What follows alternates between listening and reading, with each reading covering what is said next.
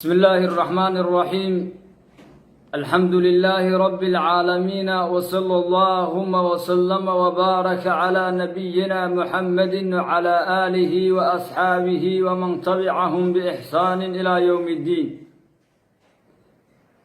قال الله تعالى: إن الله يقبل التوبة عن عباده ويعفو عن السيئات.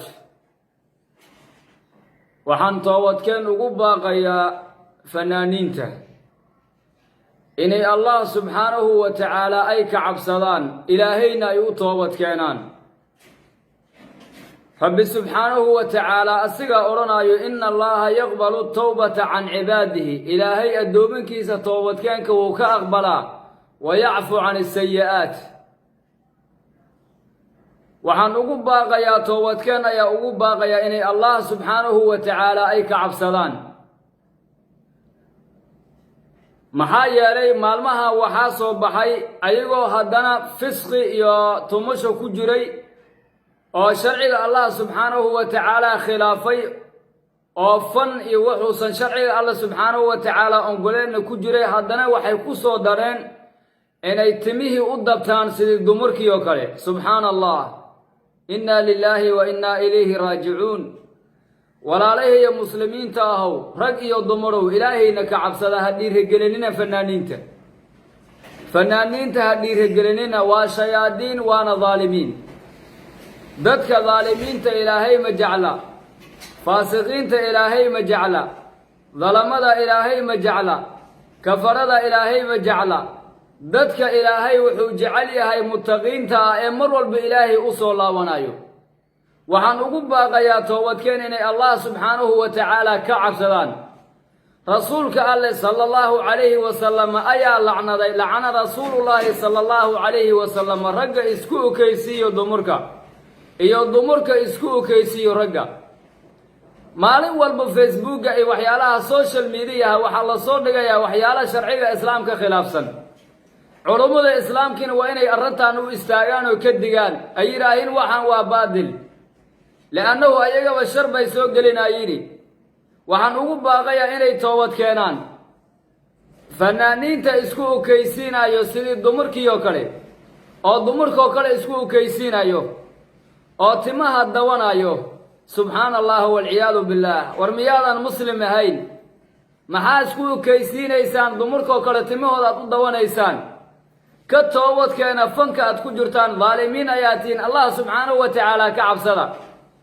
rasuulka alleh sala allahu calayhi wasalam ayaa yidhi: attaa'ibu min addembi kaman laa damba lah. nabi calayhi salaatu wasalaam wuxuu yidhi qofka toobad keenay wuxuu la mid yahay asigoona dembaabin. ilaahay u soo laabta.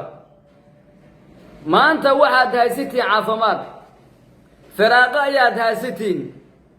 alsixatu waalfiraaqu nicmataani min nicmat illaah. nabi calayhi salaatu wasalaam wuxuu yidhi caafimaadka iyo firaaqada nicmooyinka allah subxaanahu wa tacaala uu bixiyay ka mid tahay.